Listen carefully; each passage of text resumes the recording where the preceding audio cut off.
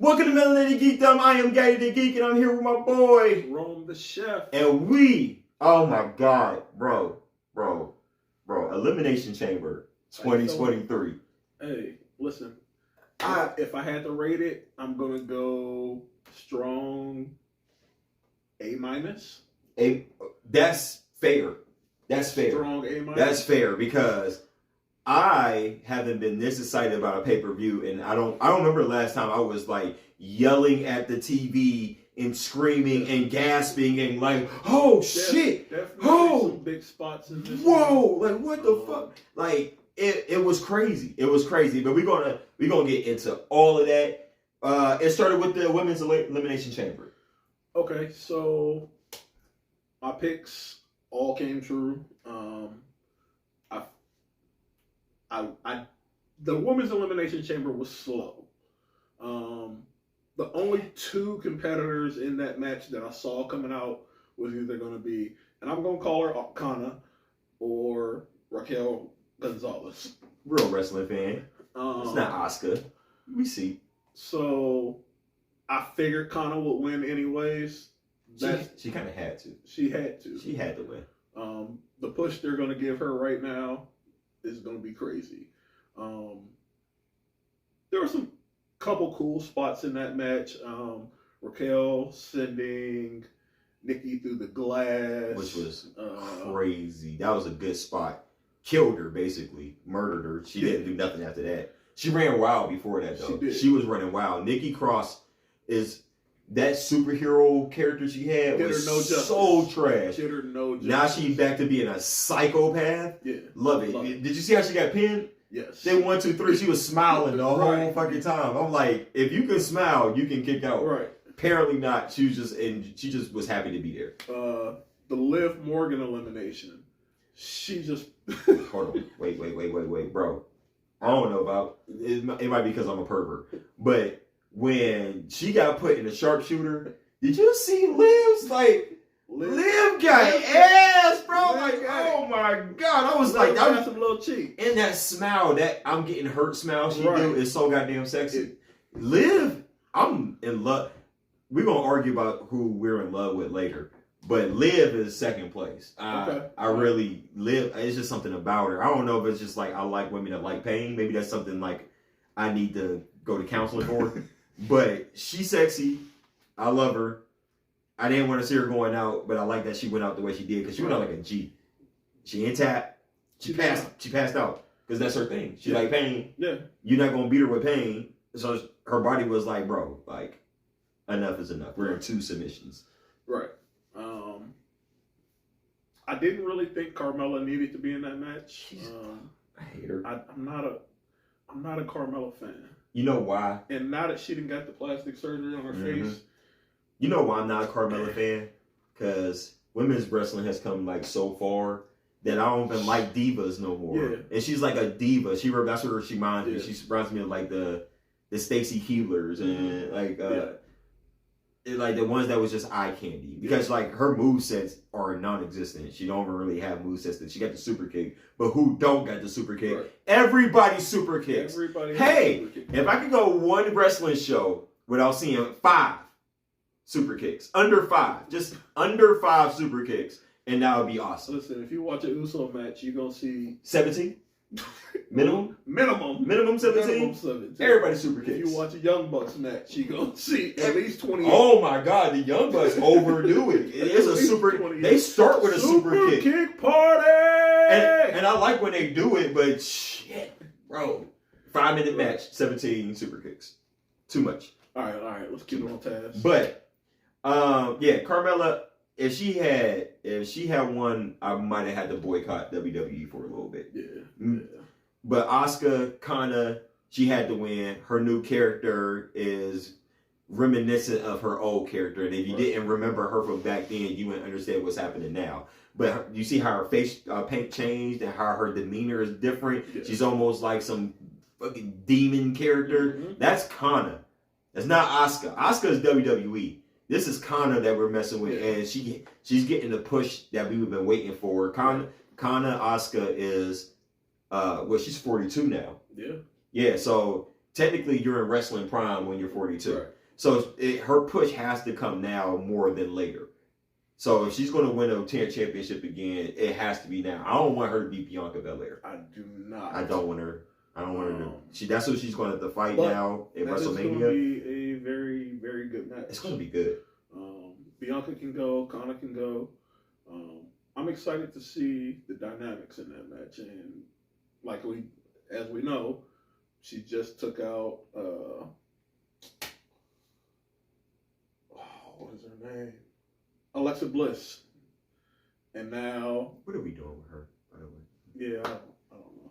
And now Kana as well. So those two people she was teaming with, and now she's had to fight. So can't wait for that WrestleMania. We need to live stream WrestleMania. Definitely. Like, I got that whole week. I already requested it off. I got that whole weekend off. So first match, Elimination Chamber. That's probably where you say A-. That's where the minus is at, right? That's where the minus come from? Just because it started off slow? Or is it the second match? Nah, that... yeah, it's that. It's that. It's that. Because, honestly, I'm not... for premium live events, it's hard not to call them pay-per-views. PLEs, this is one of the best ones I've seen. Honestly, from beginning to end, it's like you said, it started off slow, but it was amazing. It wasn't a bad female chamber match. No, not at all. Just slow. Just started off slow. And you kind of predictable. They did my girl Raquel dirty. Took it on the chin multiple times. They beat the shit out of that girl. You gotta jump the big person. You gotta jump the big person. But second match, the quickest match ever, but it kind of has to be quick, right? If you got Godzilla and King Kong, if you watch Godzilla and King Kong, they had 3 fights, and none of those fights lasted over 2 minutes. Somebody got to fall. 2 people that big, somebody got to fall fast, and we have Brock Lesnar versus Bobby Lashley. Like my man Big E said, big meaty men slapping man meat. You gotta say the man, big meaty men slapping man meat. Gotta say the whole thing. It was exactly what it was supposed to be. Them dudes are too big to be putting on 30-minute matches. If you thought you were going to see this 30-minute classic catch-can submission specialist, you're a damn fool. Y'all don't watch heavyweight stuff. Big dudes don't last that long. 2 dudes going at it. And it was literally all finishers. Yeah. There was they got right to it. It was no filler. It was all finishers. Goldberg versus Brock. It started off spear, F5, F5, spear, F5. Right. Hurt locker. Yeah, they got right to it. They got right to it. It was no time but a lot of stuff had to happen. Like, it had to be a quick match, but for them to have a quick match, it had to be that match. Right. Because they squash people. Yeah. So it couldn't go long. But my only problem with it is the finish. Yeah, I didn't quite understand. Yeah, I wanted somebody to die. Especially with the Friday promo from Bray Wyatt. Right. Whoever wins this match run. I don't know how that all ties in. Does it tie in that it's going to be Uncle Howdy and Bray versus... I don't want that. Bobby and Brock? I don't want it. I hope that's not it. Because we know who Uncle Howdy is. It's Bo. It's Bo Dallas. Can you really, now think about it, can you really see Bo Dallas beating Bobby Lashley or Brock Lesnar? Or no. Does Bobby and Brock have one more match and somehow the Hurt Business, I mean, we got weeks before WrestleMania. Right. Is the Hurt Business coming back or not? Does it become the Hurt Business versus the Wyatt Six? Is the Wyatt Six coming? We got to build the Wyatt Six up way more. If we get the Wyatt Six before WrestleMania, y'all did something wrong. Because y'all still haven't even revealed who Uncle Howdy was. Right. What are we doing? Right? And there's 5 more people that we got to reveal. Right. So that has to be like a slow build. But the Bray Wyatt saying, I'm fighting whoever wins this, that's going to be a crazy match. It's going to be a crazy match. And hopefully, not that does it become a triple threat? I would love a triple threat match between them. I don't know. We'll see. The future will tell what happens with that one. Actually, we'll probably find out on Raw or SmackDown, the upcoming Raw or SmackDown, what's going to happen between that. But Brock is probably about to take his hiatus. Brock is contractually only doing a few matches a year. Right. He spaces them things out. He saves it for like big pay-per-view moments. He'll come out, he might F5 a nigga or two, but his stuff is for pay-per-view. He's not doing matches all year long. He's older now, and he gets paid way more than everybody else just to do a few matches a year. So we'll see what happens down the future with that. But that match is probably my least favorite match. Not that it was a bad match. It was definitely my least favorite, though. But Edge and Beth Phoenix versus Judgment Day. My boo, Rhea Ripley. All right. Let's get it right into it. This is who we was about to argue about. He keep claiming it's not an argument. Rhea, but it is an argument because you're not just about to do what you doing all and every time. This is an ongoing thing. Like my boo, Rhea. That's mine. Condon, I will shoot Condon in the face if you touch her one more time. That's my mommy. I don't know what it is about. You can love her from afar. You know, but we already made her already established. I'm a lover. But we already established though. You can't even be that. Bro, don't make that. Don't do that. Don't do that, man. Because I'm trying. We friends. Don't do that. What's wrong with you? But that match was probably one of Edge's best matches since he's retired. Because like he kind of has like I think me and you talked about this before. He has like an old wrestling style in a new wrestling age, and this is hands down one of his best matches, but only because Finn Balor and Rhea Ripley are just that good at what they do. They're not going to have bad matches with nobody. No matter who it is, you can put Doink the Clown in there, and they're going to Doink the Clown's going to have the best match he's ever had. Finn delivers pretty much every time. Every time. Rhea right now is head and shoulders above everybody. 95% of the women's. Who better than her? Your top three, you got Bianca, Rhea.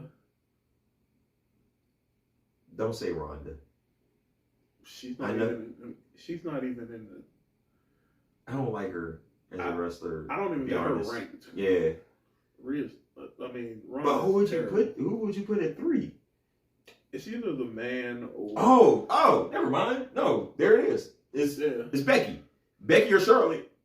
And I like Becky more, so it's Becky. I don't like Chuck. Charlotte. Chuck is. I'm not gonna call that man. Charlotte has Chuck family name privilege. Okay. Would she be 16 times women's champion if it wasn't for her last name being Flair? Probably not. Because it's not like her moves. But Ric Flair's son is R.I.P. No, I was talking about Chuck. Oh. Ric Flair's Ric Flair's son. He done had this belt way too many times, and I'm about sick of it. I don't want this man to win this women's championship anymore. Fuck. Okay. All right. So, shit. What were we talking about? Oh, Edge and Beth Phoenix versus Rhea Ripley and Finn Balor. It was a good match. One of my favorite moments from that match was the women's double powerbomb. That was nice. These are strong ass women, by the way. Like they're not weak. They will probably beat us the fuck up. Right. But it was a really good moment for me because basically Rhea Ripley and her physical dominance in the women's division is basically what Beth Phoenix was when she was wrestling. The Glamazon. She would just dominate everybody. Was nobody stronger than her, and it was during the whole women's revolution when they weren't divas no more. They were professional wrestlers, and she was up here. She was bodying things. She probably still has one of the best female finishers ever. But definitely a good match. I feel like Rhea and Finn contribute to why it was such a good match, though. It wouldn't have been as good as it was if it wasn't for who they were going up against. But moving along, that men's Elimination Chamber. Holy everybody involved in that match. There were so many different personalities, wrestling styles, and it came together so good. If you watch WWE, every person that came out, you got more and more excited for how good the match was going to be, because all these dudes are amazing at what they do. They're good. I'm going to tell you who the worst person in that match was. Oh, let's see if we agree. Austin Theory. Nope. Johnny Gargano. I like him. Gargano was my man. He's technical. Johnny Wrestling. Oh, look. I look from afar. But he, to me, it's like very Dean Malenko-ish. It's kind of boring. Like when him and Seth at the beginning, when they did the whole technical wrestler thing, It was like, bro, if somebody don't kill somebody else, like, see, I'm okay with the technical. I like it, but it's only reason they did it is to highlight what Johnny can do compared to what the rest of them can do. They had to do him first because he went doing all that technical stuff to Damian Priest. He wasn't going to do that to Bronson Reed. He ain't like them dudes would kill him. And like, bro, like for me, I'm not a Johnny Gargano fan. Gargano, see, I'm not a big fan of him. I don't think Austin Theory has. He plays the sniveling coward He heel doesn't role have much perfectly. of a personality. What? He was better before. His personality was better before he got to WWE. I didn't watch NXT, so like all these new people, I only know them when they got to the main roster. Even when he was in Evolve, I love the whole heel character of him, and he's just like, my time, forever champ, A-Town down. It's almost like a corniness to it. It is, but maybe that's what I appreciate it because I get it. Okay, I appreciate it because I get it. It's like you're the coward heel, but he's also, you see his potential and his talent. The dude is good, and they're building him up to be the next John Cena. That's what we're doing. They want, that's what they want from him. I can't see him get that far. No, but he might. He might, because you never know. We didn't expect Montez Ford to be as big. Like, people want him to shoot to the moon, me included. I was devastated when he didn't win this men's Elimination Chamber. So, remember I said I had a point to get to earlier? Mm-hmm. I want to talk about how racist Elimination Chamber was. Oh. All right. Okay. So, all right. They aired a commercial for Rivals, Hulk Hogan versus Andre the Giant. All right.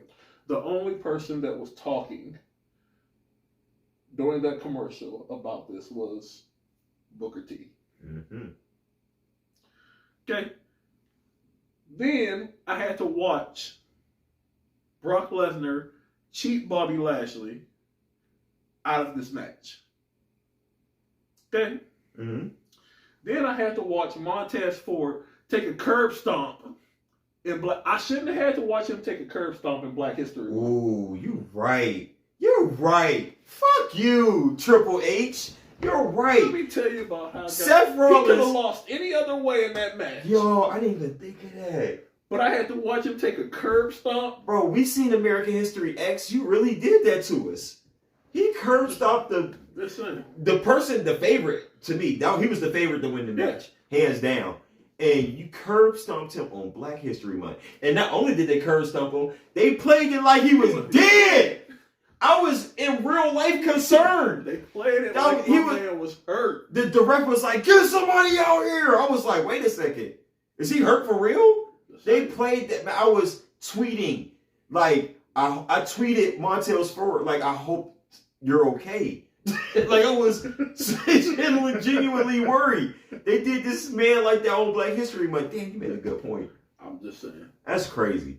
But all right, now back to the match. The match was lit. Like everybody shined. They did Bronson Reed.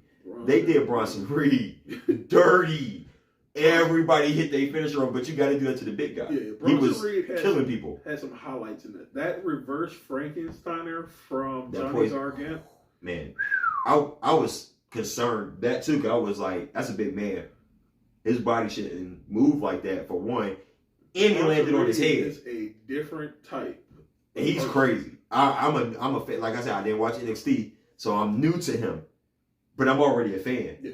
He already got one of the best finishers I like. I like that dude. And he was dominant. They were trying to like do regular people moves on him, like slapping him in the chest. He just looked at him like, bro, do you see me? I'm going to eat you. Like Jonah Rock. It's dope.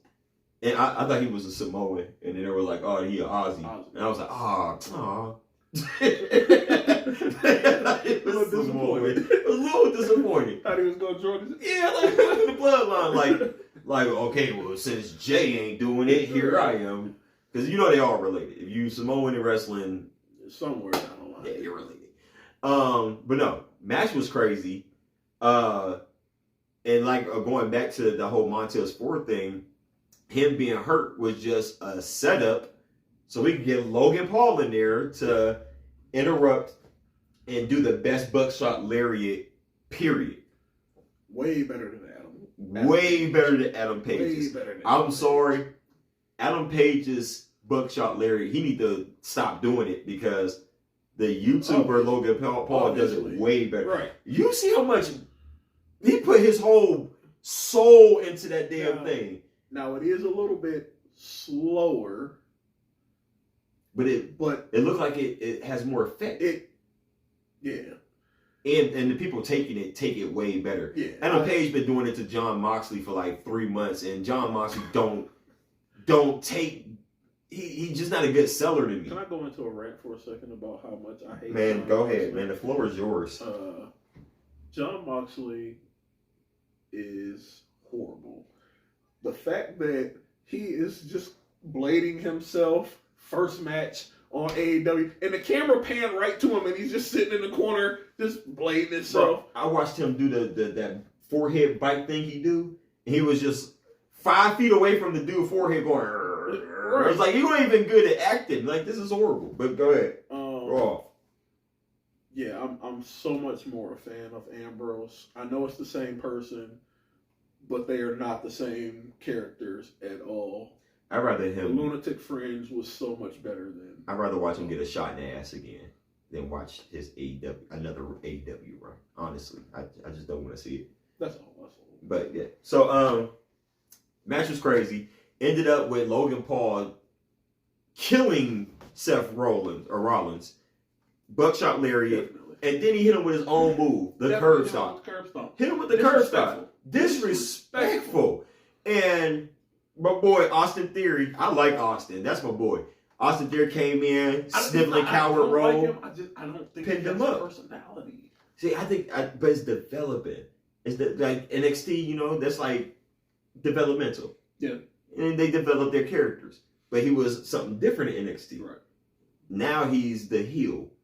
The cocky, I'm young. You guys are old. It reminds me of Randy Orton when he first got there. Like, you guys are old. I'm killing all of you. Like, I want that for him. I want him to destroy legends. I want him to be the new legend killer. I can see that. And I feel like they can build it because he's that type of asshole that he would do that. I can see that. But Austin Theory wins that match. I love that match. It might be that Austin Theory is like the youth of today, and I just don't like that. You know what? He's very Gen Z-ish. Even how he came to the main roster with the selfie. Yeah. He had his phone. He always had his phone out. That might be what it is. We might be just triggered because we're millennials. We just back in my day. So that might be it. He might not like you because you're age, but then it just proved Austin's point. He hates us for the same reason. Yeah. But then we get into the main event. Holy Holy shit. I've never seen someone more hated in anything more than Montreal, Canada hates Roman Reigns. Holy shit. The boos, the fuck you Roman chant that happened 3 different times. Right. Fuck you, oh my God. They real life hate this dude. They real life, and he played into it perfectly. Listen, that match had layers on top of layers on top of. I love the fact that when the match started, I didn't know who Roman was talking to. All I seen was him taunting somebody with the belts. And I was just like, who is he talking to? This is very unprofessional. Like, he's really like taunting someone. Somebody who's really caught his attention out in the crowd. Little did I know it was Sami Zayn's wife. Talking mad shit. And he talked to her the whole match. I loved it. He beat him up. He beat him up in front of his wife and was like, I was trying to help you. I wanted better for you. Now look what I got to do to your husband. Right. This is his fault. I loved y'all. And I was like, why you wanted y'all to be a part of my family? I accepted y'all into my family. Listen. Yo. Great, the story was so good. They told a story while the match was going. Mm-hmm. Like, obviously, Sami Zayn was not going to come out top, but it was a few times you did not know. Right. You really, like, in the back of your head, you're like, no, there's no way Sami's beating Roman. But Roman is so good at what he does, and is so good at selling bumps that you really believed it. And he is the master of the kick out. I don't care what nobody say. Nobody kicks out at 2.9999 seconds than Roman Reigns. Listen. Because everybody else, you see him, they looking at the referee to see when he just instinctually do it. It's you buy it every time. Roman has gotten, leaps and bounds better. Heel Roman's GOAT. Tribal Chief, head of the table, GOAT. Roman. God mode. Like, listen. Facts. If Roman ever sees this, Big Dog Roman was trash. Yeah. I hated Big Dog Roman. Blue eye contact Roman can go to hell. That was what's that? Who told him to put contacts in? Who told him that was the look? There had to be some Vince stuff. What in the Cisco is going on? Right. Like, why was that a thing? But heel Roman, he definitely at his peak right now. He does everything right. It don't matter what he do for the rest of his life, he'll never get to this level. Because in all honesty, and I'm probably gonna get a whole lot of internet slack. Leave it in the comments if you disagree with what I'm about to say, and it's gonna be a whole lot of y'all. And definitely if you closer to my age, y'all about to disagree with me. I already know it. I'm ready for the smoke. I'm prepared for the backlash. Bloodline story is better than NWO's. I cannot disagree with that statement. It hurts. It hurts saying it. There are so many layers, but it's better. Levels to it's the bloodline. So much better. Yeah, it's crazy. Like, I can't think of a better storyline than Bloodline. Recently, I can't think of the CM Punk pipe bomb, like everything leading up to the pipe bomb.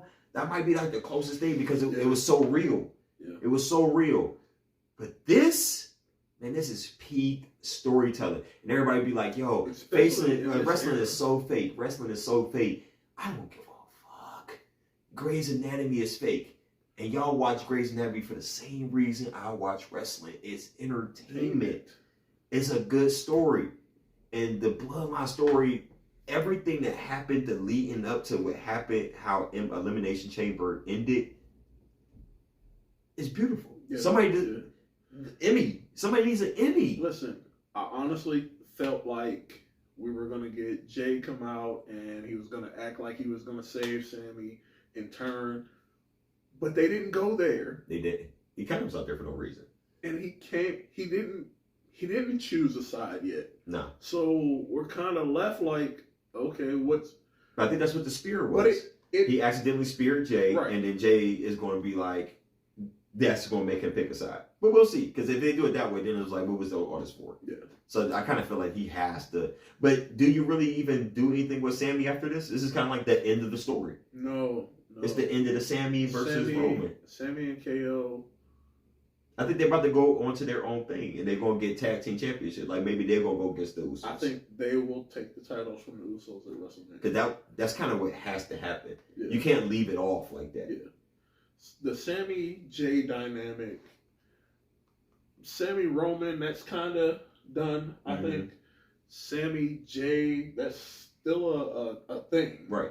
And that has to come to a head over these next few weeks. Absolutely. Because it's unresolved. Before WrestleMania, and I think that's what you're going to get. You're going to get Sammy and KO versus the Usos, and I think they're going to take the titles off the Usos. And would be more poetic than them two, especially them two. They came up in the wrestling world together. Best friends from Indies to Ring of Honor to WWE. And it would be the most poetic thing ever if they knocked off the longest reigning tag team champions of all time. And then their reign is going to be absolutely nuts because they're so over. Right. They're over. There's nobody more over than Sami Zayn right now. Period. Point blank. There's nobody. Nobody. So that has to happen. Yeah. But the match was absolutely crazy. There was he hit one of the best haluva kicks I've ever seen. Yeah. He hit like 3 or 4 of them. But the one in particular that was just amazing, it was just perfect. It's because how Roman saved it. It was the second one. It was when the ref was knocked out and he hit him in the corner. He hit him with that haluva kick and pinned him and they counted to 10. Yeah. That was the best haluva kick I've ever seen because Roman looked like he got shot in the face and collapsed. Roman sold that great. Roman is one of the best sellers.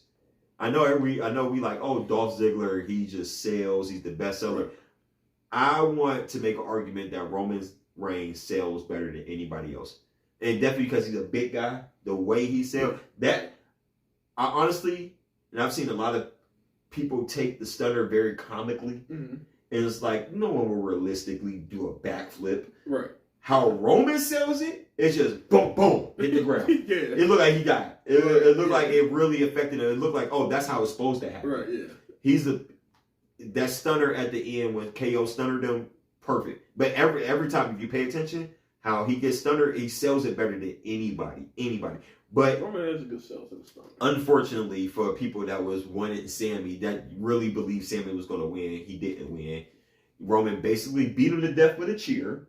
Yeah. And then he got the 1, 2, 3, and it was the craziest silence I've ever heard. Complete silence. It was like the Pootie Tang song. It was complete silence. It was crazy. Like, it went from, crickets. Literal crickets. And I'm talking about in an arena with over 50,000 humans in it. Nobody made a sound. Yeah. That 1, 2, 3. It was just silence. People were pissed because they were in his hometown. Right. Yeah. They wanted Sammy to win. They were in Montreal, Canada. They wanted Sammy to win, and it didn't happen. But guess what? It would build the heel roll even more. Nobody wins in their hometown. Nobody. I've never seen it. It's like you're not going to win. You're not going to win in your hometown. You're not going to win your final match. Nah. Period. Point blank. That's just how it goes. Nah. Can't happen. Can't happen. But it was definitely one of the best main events. Even though you kind of knew what the outcome was going to be, definitely one of the best main events. Definitely one of the best premium live events. Like, since it's been premium live event and not pay-per-view, top 3 premium live event. Top 3. I got to think about what the other ones are, and I don't want to say it's the best one I've seen. It's definitely the best one I've seen in a while. I put it in the top 5 right now. Top 10. Just because I got to go back and watch a couple, but since it's been like on Peacock, definitely top 5. Yeah, 100% top 5. One of the best events. The spots were crazy. Like, there's spots that we even mentioned, like Montez Ford doing that Spider-Man and then missile dropping from the top of the elimination. Yeah, that was good. It's crazy. Johnny Gargano, Frankensteiner, Seth Rollins off the top of the cage into the crowd of people. Yeah. Seth Rollins' body flew. That was good. It flew. Listen, when they both sat on top of the pod and were just looking, I was like, What you gotta do? I was like, what y'all about to do? Right. Neither one could see what's about to happen. And then they did it. And I was like, shh. Yeah. How do you top this? And then they kept topping it. It was nonstop. It was a nonstop great show. Great job, WWE. Great job, Triple H. Great job, all the producers that produced those matches. Very well put together. It was good. It was good all around. A minus. You said A minus. Okay. I'll give it an A minus too. That sounds perfect. Man, I can't wait for WrestleMania. We are officially on the road to WrestleMania. So we're probably gonna live stream that. That's a big deal. I requested off, so I don't have nothing else to do. I'll just take it off. Yeah, I'm not working that weekend. So thank you. This has been our review for Elimination Chamber. This is our WWE talk. Anytime you hear us talking about wrestling, it's probably gonna be us too, because we're the wrestling guys of Elimination Geekdom. So like, share, subscribe, hit that notification bell right in the corner so you can catch up with all our content and don't miss a thing. This is Gaddy the Geek, Rome the Chef, and this is Melanie the Geekdom, and we out.